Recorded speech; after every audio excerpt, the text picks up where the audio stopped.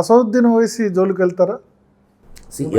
ఎవరు అతిథులు కారండి, ఎవరు అందరికీ ఇది ఉంటుంది. బట్ మన అక్బరుద్దీన్ ఓవైసీ గారు అనుకుంటా, సో వాడిది ఏదో ఫాతిమా కాలేజ్ మనం చూసాను, నేను అసెంబ్లీ చర్చలో కూడా చూస్తున్నప్పుడు వారు అన్నారు, ఫ్లోర్ ఆఫ్ ద హౌస్ మీద వారు మాట్లాడుతూ, మేము హైకోర్టులో పిల్లు కూడా ఎవరో ఫైల్ చేస్తే ఒక టీంను కూడా హైకోర్టు అపాయింట్ చేసి ఇన్స్పెక్ట్ చేయించిన తర్వాత వాళ్ళు రిపోర్ట్ ఇచ్చిన తర్వాత కూడా అది మాది రాదు అని చెప్పేసి అనే దాని మీద హైకోర్టు ఆ పిటిషన్ కూడా క్లోజ్ చేసిందని అన్నారు. సో వీళ్ళు హ్యావ్ టు ఎగ్జామిన్. సో అది ఎఫ్టీఎల్ పరిధిలోకి వస్తుందో రాదా? అదే చెప్పేది, ఎఫ్టీఎల్ ఇంకా డ్రా చేయలేదు, ఇట్లాంటి వందల వేల చెరువుల్లోకి డ్రా చేయలేదు. సో ఇప్పుడు ఎఫ్టీఎల్ డిసైడ్ టాక్ వచ్చింది, ఎడ్యుకేషన్ ఇన్స్టిట్యూషన్ ఇప్పుడు డిస్టర్బ్ చేస్తే విద్యార్థులు. కరెక్ట్, అసలు ముందు ఎఫ్టీఎల్ డ్రా చేయాలి ఫస్ట్, నెంబర్ 1. డ్రా చేసిన తర్వాత ఎడ్యుకేషన్ ఇన్స్టిట్యూషన్ని ఎఫ్టీఎల్లో ఉన్నా కూడా చాలా ఎడ్యుకేషన్ ఇన్స్టిట్యూషన్ డిస్టర్బ్ చేయలేదు. ఇక్కడ ఎఫ్టీఎల్ ఇంకా డ్రా చేయలేదు. ఏమేమున్నాయి ఎఫ్టీఎల్? చాలా ఉన్నాయి. ఇప్పుడు మీ రాజేష్ రెడ్డి గారిది ఉంది, మల్లారెడ్డి గారిది ఉన్నాయి, చాలా ఉన్నాయి. సో చాలా మంది ఇంకా మాకు నిజాంపేటలో ఉన్నాయి కొన్ని ఇన్స్టిట్యూట్స్, ఎవరు అక్కడ లోకల్గా అక్కడ చాలా ఉన్నాయి. అట్లా ఒకటి మనకి ఏం పాపులర్గా మీకు వినపడేది, మాకు దాదాపు ఒక 40-50 స్కూల్స్ కాలేజీలు ఉన్నాయన్నమాట ఇట్లా. సో మీరు మనకి ఇది మీడియాకి చూపించేది ఇది, బట్ అవన్నీ కూడా డిస్టర్బ్ చేస్తే పిల్లలు ఏమవుతారు, రేపు వాళ్ళని మనం తీసుకొచ్చి ఎఫ్టీఎల్లో ఉన్నదాన్ని చేసినప్పుడు రేపు సో దానికి అకాడమిక్ ఇయర్ దాకా వెయిట్ చేద్దామని ప్రభుత్వం అదే అనేది ఎఫ్టీఎల్ డిసైడ్ అయిన తర్వాత వాళ్ళది అది మనం ఇప్పుడు ఎగ్జామిన్ చేసిన తర్వాత డెఫినెట్గా అప్పుడు ప్రభుత్వంతో తీసుకొని, ఎందుకంటే వాళ్ళ అకాడమిక్ ఇయర్ రేపు 3rd ఇయర్ వాడు ఎవరో ఇంజనీరింగ్ 2nd ఇయర్లో ఉంటాడు, నెక్స్ట్ 2 years ఉంటుంది, అతను కంప్లీట్ చేసుకోవాలి. సో అతను అంటాడు, అందుకో ఏం చేయాలి, వాళ్ళకి ఆల్టర్నేటివ్ ప్లేస్ గవర్నమెంట్ చూపించాలి. అలా ఏం లేదు, ఉండొచ్చు. ఎగ్జాక్ట్లీ, అందుకోసం ఏం చేస్తాను, ప్రభుత్వం డెసిషన్ ఆల్రెడీ వాళ్ళు అన్నారు అకాడమిక్ ఇయర్ అప్పుడు డెసిషన్ తీసుకుంటాం. సో ఇది ఎందుకంటే వేలాది మంది పిల్లల గురించి భవిష్యత్తుతో లింక్ అయింది కాబట్టి అది ప్రభుత్వ డెసిషన్ తోటి నేను చేస్తాను అన్నమాట. సో ఏమంటారు ఇప్పుడు మాట్లాడేవాళ్ళు సోషల్ మీడియాలో ఉంటారు, అరే మీరు ఓవైసీ ఇది కూల్చరా, లేకపోతే ఇక్కడ ఇది కూల్చరా అది కూల్చరా అని అంటుంటారు.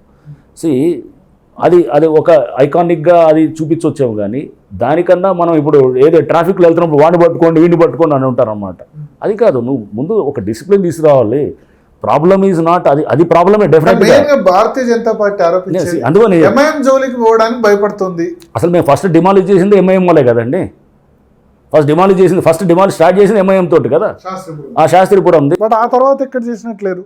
ఆ తర్వాత జరుగుతూనే ఉన్నాయి వైలేషన్స్. అంటే ఓల్డ్ సిటీలోనే కదా మొత్తం అనాథరైజ్ కన్స్ట్రక్షన్స్ కానీ, ఎందుకు అన్నిటికన్నా ఎక్కువ వైలేషన్స్ ఉన్నది వెస్ట్ పార్ట్ ఆఫ్ ద సిటీలో ఉన్నాయి మాకు వచ్చిందని. అంటే ఏది ఎక్కడ ఎక్కువ ల్యాండ్ రేట్ ఎక్కువ అయితే ఎక్కడ ఉందో అక్కడ ఇది ఉంటుంది. ల్యాండ్ రేట్ ఎక్కువ ఉన్న చోట వైలేషన్స్ ఎక్కువ జరుగుతున్నాయి, ఎంక్రోచ్మెంట్స్ ఎక్కువ జరుగుతున్నాయి. నాట్ అనేది ఓల్డ్ సిటీ అనేది మనం చూపించేటటువంటిది ఒక రాంగ్గా మనం ప్రొజెక్ట్ చేస్తున్నది. ఓల్డ్ సిటీలో కూడా ఉన్నాయి కాదనట్లేదు, ఓల్డ్ సిటీలో ఎంక్రోచ్మెంట్స్ లేవని కాదు, దానికన్నా ఎక్కువ చాలా ప్రాంతాల్లో ఉన్నాయి. ఇది రాజకీయంగా రకరకాలుగా తీసుకెళ్ళగా నేను కోఆపరేట్ చేస్తుందా ఏమంటారు, ఓవైసీ బ్రదర్స్ కోఆపరేట్ చేస్తారా మీరు ఓల్డ్ సిటీని ముట్టుకుంటే? ఎందుకు మేము చేసాం కదా, చేసిన తర్వాత ఏమైంది, ఇప్పుడు ఏం లేదు, ఏముంటుందండి. వాళ్ళు సరే కాసేపు వాళ్ళు వచ్చేసి ఇప్పుడు లెటర్ ఇచ్చారు, ఇది మా ఎంక్రోచ్మెంట్ దీని మీద అన్నారు. బట్ దిస్ వాళ్ళు అందరూ చేస్తున్నారు, అన్ని పార్టీలు కూడా. వాళ్ళకు కూడా ఒకవేళ అది కూడా ఇల్లీగల్ స్ట్రక్చర్స్ అక్కడ కూడా ఎన్క్రోచ్మెంట్ ఇల్లీగల్ స్ట్రక్చర్ అయినా ఇవ్వగలరా? దీనిలో ఎంఐఎం అని తేడా లేదు, ఓల్డ్ సిటీ మేము చేస్తున్నాం కదండి, చేస్తున్నదే చూపిస్తున్నది. అంటే ఆ తర్వాత లేదు శాస్త్రం అనేది. ఇప్పుడు వేరే సపోజ్ మేము అసలు అంటే దీనిలో కూడా పొలిటికల్ కంపల్సరీస్ ఉంటాయి కదా. ఎక్కువ అయినది రూలింగ్ పార్టీ వాళ్ళే అయినా ఎక్కువ. మేము అదే లిస్ట్ కూడా రిలీజ్ చేసాము, రూలింగ్ పార్టీ వాళ్ళే పలం రాజు గారిది చేసాము. తర్వాత నెక్స్ట్ అమీన్పూర్లో చేసినటువంటి వాటిలో కూడా అక్కడ local ground level ruling party politicians ఉన్నాయి.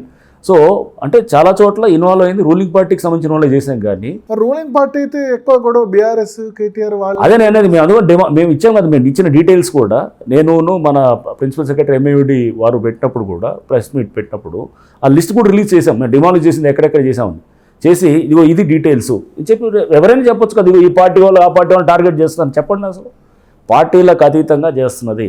దీన్ని బద్నాం చేయడం కోసం ఇదిగో వీళ్ళది చేయండి వాళ్ళది చేయండి ఇది చేయండి అంటే దీనికి రాజకీయ సాఫ్ట్ టార్గెట్ అయ్యారు అనిపించట్లేదా కేటీఆర్కు? ఇవన్నీ ఎవరు నేను ఈ సాఫ్ట్ టార్గెట్ హార్డ్ టార్గెట్ ఇవన్నీ ఏమి ఉండదండి.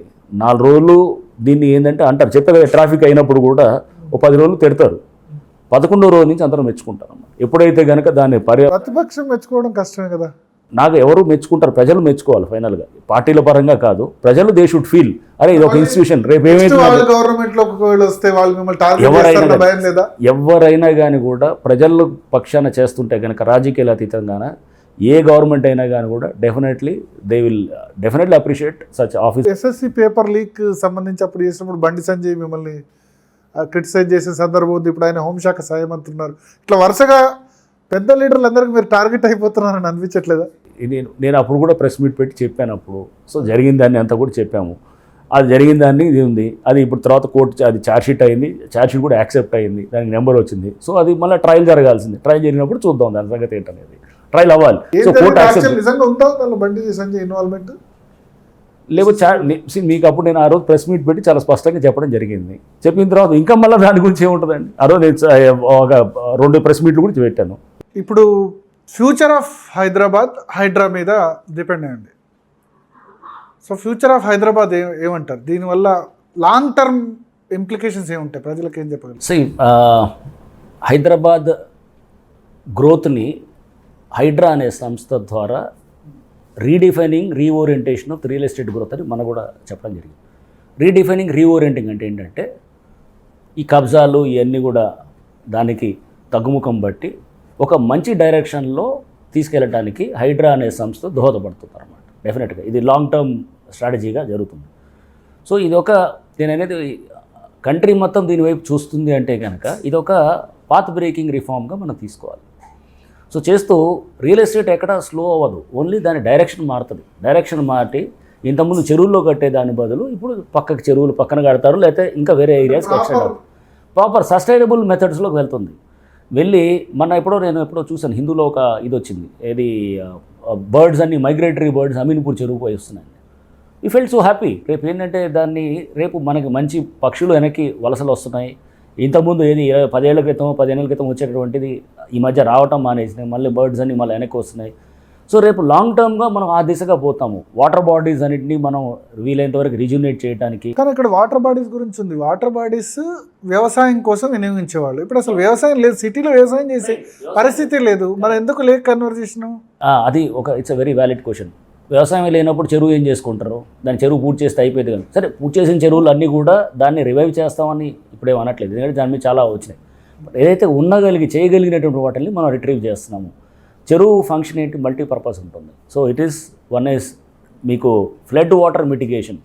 సో చెరువు ఎంత ఉంటే వాటర్ అంతా వచ్చేసి దాంట్లో నిలుస్తుంది. చెరువు చిన్నది ఉందనుకోండి, 4 ఎకరాల్లో ఉంటే కనుక ఎంత వాటర్ హోల్డ్ చేయాలో అంత ఉంటుంది. 1 ఎకరా చెరువు will hold 4 million litres of water అన్నమాట. సో మనం తీసుకుంటే కనుక దాని 4000 square metres of land, 1 metre height అంటే 1 మీటర్ డెప్త్ ఉంటే కనుక 4000 metre cube. 1 metre cube is 1000 లీటర్లు అనమాట. సో 1000 లీటర్లు ఇంటూ 4000 అంటే 4 × 10⁶ 4 మిలియన్ లీటర్లు వాటర్ ఒక ఎకరా చెరువు. ఏది దాంట్లో అడుగు ఒక 1 మీటర్ నీళ్ళు నిలిస్తే, 2 మీటర్లు నీళ్ళు నిలిస్తే 8 మిలియన్ లీటర్లు ఉంటాయి. ఈ నీళ్ళు ఒకవేళ కానీ ఈ చెరువు లేదనుకోండి, ఎక్కడ నీళ్ళు వస్తాయి? రోడ్ల మీద ఉంటాయి అన్నమాట. సో అర్బన్ ఫ్లడ్కు సొల్యూషన్, అర్బన్ ఫ్లడ్కి చెరువులు is very very important. And ఇప్పుడు ఉన్నటువంటి నిలిచి మళ్ళీ దోమల సమస్య వస్తుంది. రైట్, చూడండి, దానికి అందుకు ఏం చేయాలి? చెరువుల్ని మనము స్ట్రాంగ్ వాటర్ డ్రైన్కి రావాలి, దానికి సీవేజ్ దాన్ని డైవర్ట్ చేయాలి. ఇప్పుడు చేసేది అదే. చాలా చెరువులు ఇప్పుడు మనం టేకప్ చేస్తాం. 12 చెరువులు కరెక్ట్. ఏమైంది? సీవేజ్ లైన్ని తీసుకొచ్చారు, మురికి నీరుని తెచ్చి దీంట్లో కలుపుతున్నారు, స్టామ్ వాటర్ డ్రైన్ కూడా దీనికి తెచ్చి కలుపుతున్నారు. మనం చెరువుని ఎలా తయారు చేయాలి? స్టామ్ వాటర్ డ్రైన్ వర్షం నీరు వచ్చి నిలిచేటట్టు ఉండాలి. సీవేజ్ది డైవర్ట్ చేస్తూ పక్కకి వెళ్ళి వేరే దగ్గర ఎస్టీపీలో ట్రీట్ అయ్యి దాన్ని మళ్ళీ వెళ్ళాల్సిన డిస్పోజల్ మెకానిజం దానికి ఉండాలి. అవి జరుగుతున్నాయి ఇప్పుడు. అవన్నీ అంటే ఇప్పుడు ఎక్కడో చోట బిగినింగ్ అయితే జరగాలి కదా. సో ఇది చేస్తున్నాం అంటే ఒక రకంగా మంచి ఎన్వైరన్మెంట్ ఇవ్వడానికి చేస్తున్నాం. మేము చూసాం ఇక్కడ NIN ఎక్స్ డైరెక్టర్ గారు వారు నాకు ఏదో వర్క్షాప్లో ఒక దాంట్లో కలిసారు, national institute of nutrition. So వారి డైరెక్టర్ గారు వారు నాకు ఒక వర్క్షాప్లో కలిసి ఒక రీసెర్చ్ చేశారంట. వాళ్ళు ఎక్కడ ఈ ఉప్పల్ పెద్ద చెరువు ఉంటుంది మనకి, ఏది వరంగల్ వెళ్తుంటే కనుక ఉప్పల్ జంక్షన్ నుంచి లెఫ్ట్ సైడ్లో మీకు పెద్ద చెరువు ఉంటుంది. దాని పక్కన కొంత ఈ వరి అంటే ప్యాడీ గ్రో చేసేటటువంటి దాన్ని అండ్ వెజిటేబుల్స్ గ్రో చేస్తుంటారు అక్కడ కొంతమంది. దాన్ని కన్జ్యూమ్ చేసిన వాళ్ళు దానికి అక్కడ చేస్తే కనుక చాలామందిలో క్యాన్సర్ ట్రేసెస్ కనపడ్డాయి అన్నమాట. సో అంటే అదంతా కూడా ఏమైంది? చాలా ఎఫ్లూయెన్స్, చాలా పొల్యూటెన్స్ వచ్చినటువంటి ఆ చెరువులో దాని వాటర్ డ్రా చేస్తూ చేసినటువంటి దానికి ఆ పక్కన ఉన్నటువంటి దాంట్లో అవన్నింటిలో కూడా ఈ క్యాన్సర్ ట్రేసెస్ వచ్చాయి. సో వెరీ సీరియస్ ఇదండి. రేపు మనకి క్యాన్సర్ ఎందుకు పెరుగుతుంది?